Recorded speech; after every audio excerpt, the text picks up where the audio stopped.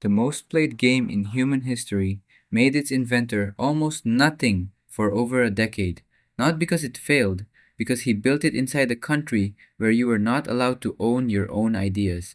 You know the game. Seven shapes fall, you rotate them, you slot them, you clear the lines before the stack reaches the top.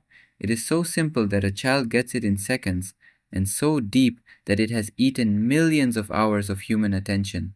We love to tell this one as a feel good story. Math is universal, a puzzle so pure it crossed the Iron Curtain on its own charm. I want to tell you the other version, because it is darker and I think it is truer. Around 1984, a researcher named Alexey Pajitnov was working at the computing center of the Soviet Academy of Sciences in Moscow. His job was not games, it was artificial intelligence and pattern recognition. But he loved puzzles, and he had picked up a set of pentominos, little tiles made of 5 squares. He wanted to bring that feeling to a screen. The screen he had was an Electronica 60, a clunky Soviet machine with no graphics to speak of.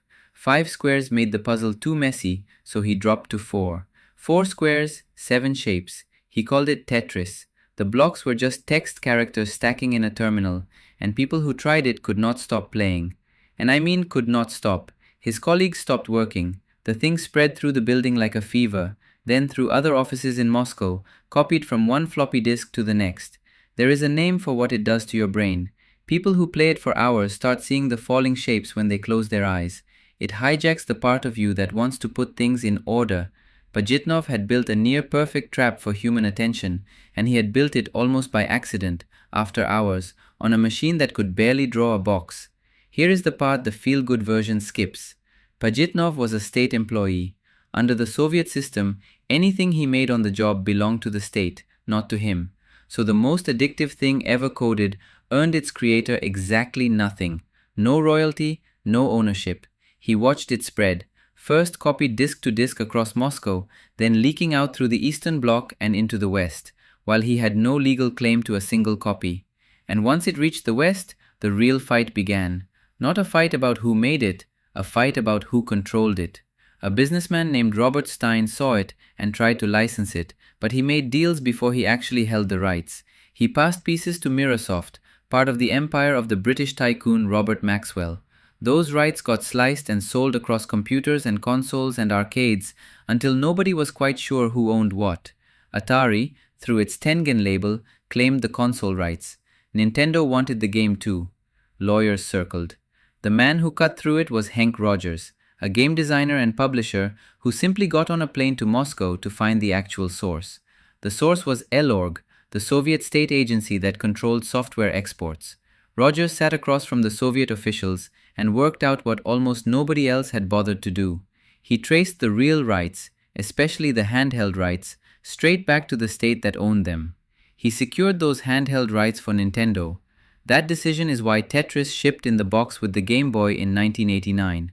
Not a Mario game, Tetris. A Soviet puzzle became the reason a generation bought the console. It sold the machine, and the machine sold it right back. A feedback loop of the most flawless kind. Pajitnov, the man who imagined the whole thing, kept earning nothing from it for roughly 12 years.